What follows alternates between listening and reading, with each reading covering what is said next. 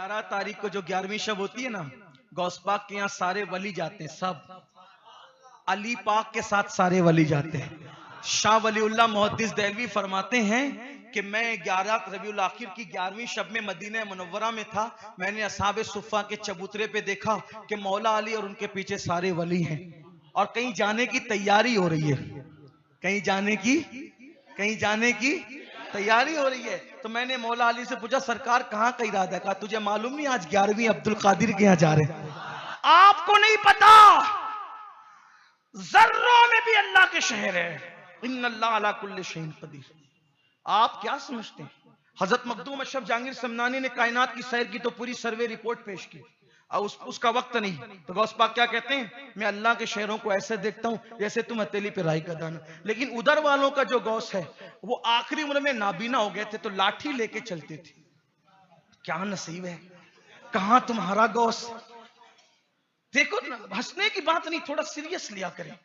हर बात हंसने की नहीं होती, लेकिन नसीब की बात है ना। मुनासबत, एक और मुनासबत बयान कर।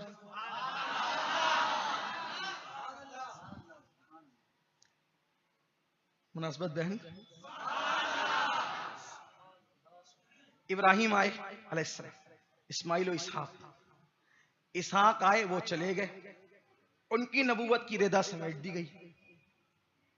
उसके बाद यूसुफ आए, उनकी नबूवत के चर्चे में रिदाए नबूवत समेट दी गई, है ना। दूसरा नबी आया तो पहले नबी की रिदाए नबूवत समेट, सही। जब मेरे आका आए, रिदाए नबूवत क़यामत तक, रिदाए नबूवत, हुजूर का नबूवत और रिसालत का दौर क़यामत तक, सैयदुल अंबिया का दौर नबूवत। अब उनका दौर खत्म नहीं होगा। और सैयदुल औलिया शेख अब्दुल कादिर जिलानी जब इमाम हसन अस्करी चले गए, गौसियत कुबरा पर फाइज थे, उनके बाद ये मनसब अल्लाह ने सरकार गौसे पाक को अता किया और क़यामत तक ज़हूरे महदी तक ये मनसब अल्लाह ने शेख अब्दुल कादिर जिलानी को अता किया। इसीलिए गौसे पाक फरमाते हैं सबके सूरज निकलकर डूब जाते हैं लेकिन हमारा सूरज कभी नहीं डूबेगा। सबके मुर्ग बोल के चुप हो जाते हैं, हमारा मुर्ग कभी चुप नहीं होगा। इसीलिए सरकार इमाम अहले सुन्नत कहते हैं मुर्ग सब बोलते हैं, बोल के चुप होते हैं, हाँ असील एक नवा संजा रहेगा तेरा। और कहते हैं बहुत खूबसूरत बात कहते हैं, हुक्म नाफिज है तेरा, हुक्म नाफिज है तेरा, खामा तेरा सैफ तेरी, दम में जो चाहे करे, दौर है शाह तेरा। आखिरी बात अर्ज कर दूं, मुनासबत और भी याद आ रही, सीना दिल नहीं भरता ना अपना, तो अपना पीर ऐसा है,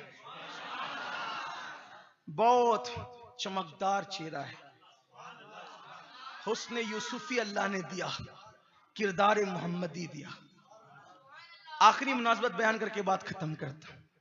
देखना, बैतुल मुकद्दस अहले किताब के कब्जे में था।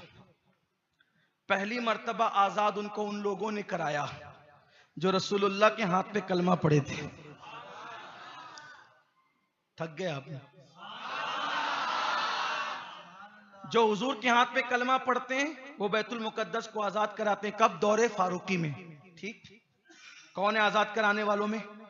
खालिद बिन वलीद, अबू उबैदा इब्नुल जर्राह वगैरह रिदवानुल्लाहि ताला अलैहिम अजमईन। ठीक, पहली बार बैतुल मुकद्दस को फतह किया जिन्होंने हुजूर के हाथ पे कलमा पढ़ा। दूसरी बार बैतुल मुकद्दस को उन्होंने फतह किया जिन्होंने सरकार गौसे आजम के हाथ पे बैत की। उधर उनके तरबियत याफ्ता बैतुल मुकद्दस आजाद कराते हैं, इधर इनके तरबियत याफ्ता बैतुल मुकद्दस आजाद कराते हैं। हुजूर अलैहिस्सलाम अफराद साज, इंसान साज बनकर तशरीफ लाए थे। आका फरमाते हैं बोइस तो मुअल्लिमा, मैं मुअल्लिम बनाकर भेजा गया हूं।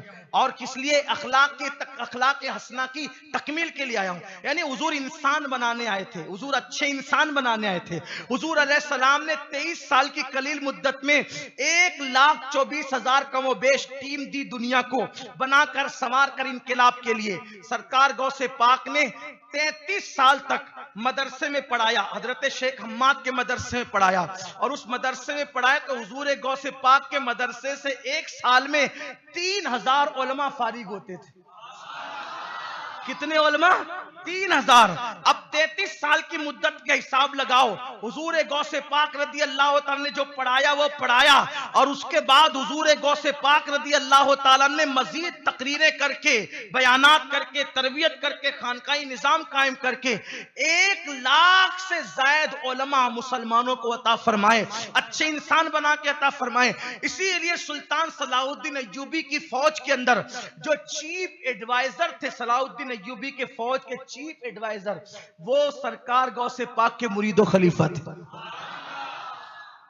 और 80% या उससे कुछ कम हुजूर गौसे पाक के मुरीदीन थे, उनके तरबियत याफ्ता अफराद थे, और उसमें कुछ 10 या 15% इमाम गजाली के तैयार करदा अफराद थे।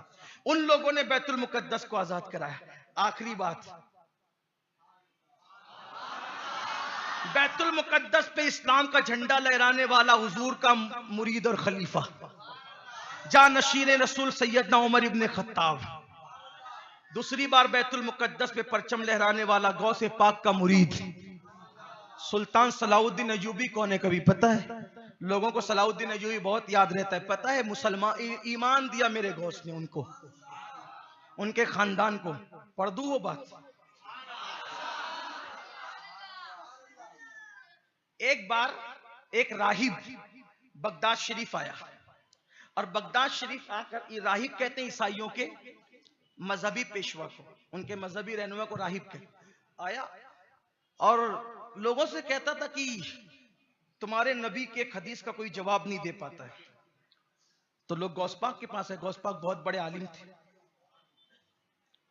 अदीब, खतीब, मुफ्ती, मुज्तहिद। कुछ लोग ये भी कहते हैं, ये बात मेरे कानों में सुनने आ रही, पता नहीं लोगों को क्या हो गया, वो मुजद्दिद नहीं थे। अल्लाह के बंदो, उनको मुजद्दिद के तराजू में क्यों तोलते हो? क्या भला आ गई है, क्या हो रहा है, कुछ समझ में नहीं आता। अरे थे नहीं थे, तू क्यों उसके अंदर जो वो अपना बीच में मुंह डालता है? अपनी औकात के मुताबिक हम बात करें, अपनी हैसियत जितनी, बड़े आकाओं को तोलना ना अपना क्या करते हैं लोग। हुजूर गौसे पाक के कदमों में हजारों मुजद्दिद, हजारों मुजद्दिद की बात कर रहा हूं, हालांकि हजारों हुए नहीं, हजारों मुजद्दिद। क्यों? इसलिए कि मुजद्दिद हर सदी में आएगा। मुजद्दिद उसको कहते हैं जो दीन की तजदीद करे। तजदीद का मतलब कपड़ा मैला हो गया, धो दे, नया कर दे, मैले को धुला कर दे, पुराने को नया कर दे। क्या है ये? पुराने को नया करने वाला, पुराने को नया करने वाला।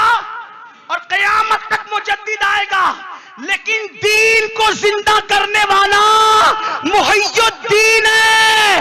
अब कयामत तक कोई मुहय्यिद्दीन आ नहीं सकता। इसीलिए तो गरीब नवाज कहते हैं कि इंसान ने मुर्दा जिंदा किया, अब्दुल कादिर ने दीन जिंदा किया। इसीलिए लोग अब्दुल कादिर को मुहय्यिद्दीन कहते हैं। मुजद्दिदे दीन तो कयामत तक आएंगे, लेकिन मुहय्यिद्दीन अब कभी नहीं। कहां मुहय्यिद्दीन और कहां मुजद्दिदे दीन?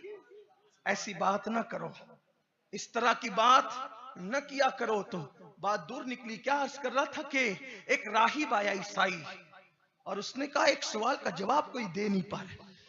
लोग आए गौस पाक के, क्या बात है? बोले एक हदीस है कि मेरी उम्मत की औलिया बनी इसराइल के अंबिया की तरह है। उलमा उम्मती का अंबिया बनी इसराइल, ठीक? अंबियाए बनी इसराइल, मेरी उम्मत के उलमा बनी इसराइल के अंबिया की तरह है। तो क्या इसका पूछना है कि ये कौन सा तुम्हारा आलिम, मुझे जरा लाओ गौस पाक के सामने, ये हदीस समझाओ, का मतलब क्या चाहता है तू? का बनी इसराइल के अंबिया की तरह तुम्हारी उम्मत मोहम्मदिया के उलमा का इससे मुराद हर आलिम नहीं है, आलिम रब्बानी है ना। और वो सबके पास पहुंचा था, जाहिर वालों के पास भी, इसलिए उसको जवाब नहीं मिल पाया। लेकिन आया किसके पास? आलिम रब्बानी के पास है। ठीक, इससे मुराद इमाम गजाली ने औलिया अल्लाह भी लिया है। और इमाम अहले सुन्नत ने कहा हर ईमान वाला आलिम हमारे अकीदे में आलिम रब्बानी। ये मुख्तलिफ अक़वाल हैं, तवज्जो करें। अब आप फरमाया क्या चाहता है बोल। कहा कि ईसा अलैहिस्सलाम भी बनी इसराइल के अंबिया में थे, तो ईसा अलैहिस्सलाम का रंग किस आलिम में तुम्हारे यहाँ है? फरमाया क्या चाहता है? कहा वो मुर्दे जिंदा करते। कहा तू क्या चाहता है? कहा कोई आलिम तुम्हारा भी मुर्दा जिंदा करेगा, चल। कहां चलता है वो अब वो चैलेंज जो होता है ना, तो आदमी बहुत ज्यादा उसमें डीप करता है। तो वो एकदम पुरानी कब्र पे ले गया गौस पाक को। कहा अगर ये पुरानी कब्र है, इसका मुर्दा जिंदा करें। आपने कहा ईसा अलैहिस्सलाम क्या कहते? कहा कुम बेइज़्निल्लाह। तो आपने ही फरमाया कुम बेइज़्निल्लाह। जैसी का कुम बेइज़्निल्लाह तो वो कब्र फट गई, मुर्दा उससे बाहर आया। आपने कहा अस्सलाम वालेकुम। उसने कहा क्या कयामत आ गई? कहा कयामत अभी नहीं आई है, ये इसकी जो है ना, ये इसने कहा मुर्दा जिंदा करने को हमने कर दिया। तो कहा कि तू किस दौर का है? उसने कहा मैं दानियाल अलैहिस्सलाम के दौर का। किसके दौर का हूं? फरमाया कयामत अभी नहीं, जा अंदर जा। अंदर गया, कब्र बराबर हो गई। अब वो राहिब मुसलमान हुआ, तो उसके साथ जितने लोग थे वो सब मुसलमान हुए। उन्हीं मुसलमान होने वालों में सलाहुद्दीन अय्यूबी के अब्बा भी थे, और वो फिर गौस पाक के मुरीद हुए। जब सलाहुद्दीन छोटे से थे तो गौस पाक के पास लाए, हुजूर इसको भी मुरीद कर लो, मेरे बच्चे को ही मुरीद। उनके बाप भी कादरी थे, वो भी कादरी थे, और सलाहुद्दीन अय्यूबी तो डबल कादरी थे, क्योंकि बचपने में गौस पाक के मुरीद हुए थे। तो जवान होने के बाद गौस पाक के साहबजादे उनसे कहा कि हजरत एक बार और मुरीद कर लो। पहला बच्चा था, अब जवान हो गया, अब समझदार हो गया हूं, अब आपके वालिद तो पर्दा फरमा गए मुर्शिद गौस पाक, तो आप भी मुरीद कर लो। तो बचपने में जबकि छोटी उम्र थी सलाहुद्दीन की, देखो बच्चों को अल्लाह वालों से मिलाया करो, पता नहीं किसका हाथ बिगड़ी बना दे। हाँ, दुआएं बहुत काम करती, इसलिए अपने बच्चों को अल्लाह वालों के पास ले जाया करो और उनसे दुआ दिलवाया करो। तो सलाहुद्दीन के वालिद ने कहा हुजूर इसके लिए दुआ कर दो। तो सब बच्चों के सर पे हाथ फेरते हैं, मुर्शिद गौस पाक ने उसकी गर्दन पे हाथ फेरा। फरमाया तू बहुत बड़ा आदमी बनेगा। फरमाया तू बहुत बड़ा, अल्लाह तुझसे बड़ा काम लेगा, बहुत बड़ा आदमी बनेगा। तो सलाहुद्दीन अय्यूबी के साथ किसकी दुआ थी? गौस पाक की दुआ। सलाहुद्दीन अय्यूबी जिसको कहते हैं ना घुस जाने वाला आदमी, हजारों में घुस जाना, बिल्कुल जिसको मालेगांव की जबान में हम कहते हैं घुस के पढ़ाने वाला आदमी। हाँ, हजारों में घुसे, लाखों में। मैं मजाक नहीं कर रहा हूं लतीफ, वाकई ऐसा। यानी जिसको मरने का कोई खौफ ही नहीं, जिसने अपना कफन खुद तैयार कर रखा था बस। लेकिन जख्मी होते थे अच्छे होते थे, जख्मी होते थे अच्छे। किसी की तलवार सलाहुद्दीन की गर्दन तक जिंदगी में कभी ना पहुंच सकी। जब बिस्तरे मर्ग पर थे, विशाल पर बहुत करीबी लोग बैठे हुए, देखा सलाहुद्दीन पूरी जिंदगी तुम मर्दों की तरह, शेरों की तरह बेजिगरी से लड़ा। पीठ पे घाव आए, पेट पे आए, सीने पे आए, हाथों पे, पैरों पे, लेकिन तेरी गर्दन कभी नहीं कटी। सलाहुद्दीन ने कहा कैसे कटती? मेरे मुर्शिद गौसे आजम ने मेरी गर्दन पे हाथ फेरा था। जिस गर्दन पर गौसे आजम का हाथ लगा हो, उस गर्दन को कोई तलवार कैसे काट सकती? ये मुर्शिद गौस पाक है। जिंदगी खत्म हो जाएगी, गौस पाक की शान खत्म नहीं हो सकती। बस इतना ही कह देते हैं, वाह क्या मर्तबा ऐ गौस है बाला तेरा, ऊंचे ऊंचों के सरों से कदम आला तेरा। सर भला क्या कोई जाने कि है कैसा तेरा, औलिया मलते हैं आंखें वो है तलवा तेरा। और शुक्र के जोश में जो हैं वो तुझे क्या जाने। शुक्र के जोश में जो हैं वो तुझे क्या जाने, खिज्र के होश से पूछे कोई रुतबा तेरा। हो सके तो गौस पाक के सिलसिले में किसी अच्छे पीर के जरिए कादरी सिलसिले में दाखिल हो जाना, आपको जो भी मिले।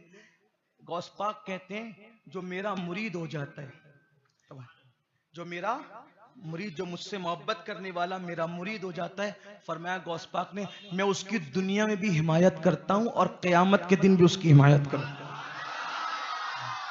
अल्लाह से दुआ करता हूं कि अल्लाह ताला आप लोगों को कोई सच्चा पीर दे। आप किसी अच्छे सच्चे पीर के हाथ पर, हमारे शहर में बड़ी खानकाओं के बड़े बुजुर्गान दीन आते हैं, जिससे भी आप होना चाहें। अगर किबला हुजूर अमीर सुन्नी दावत इस्लामी के जरिए होना चाहें, मारारा शरीफ से हुजूर अमीन मिल्लत के हाथ पे होना चाहें, इसी तरह आपके चौचा मुकद्दसा में किसी बुजुर्ग के हाथ पे होना चाहें, अपने बुजुर्गों को ढूंढो और उनसे निस्बत हासिल करके गौसे पाक की निस्बत हासिल करो। अब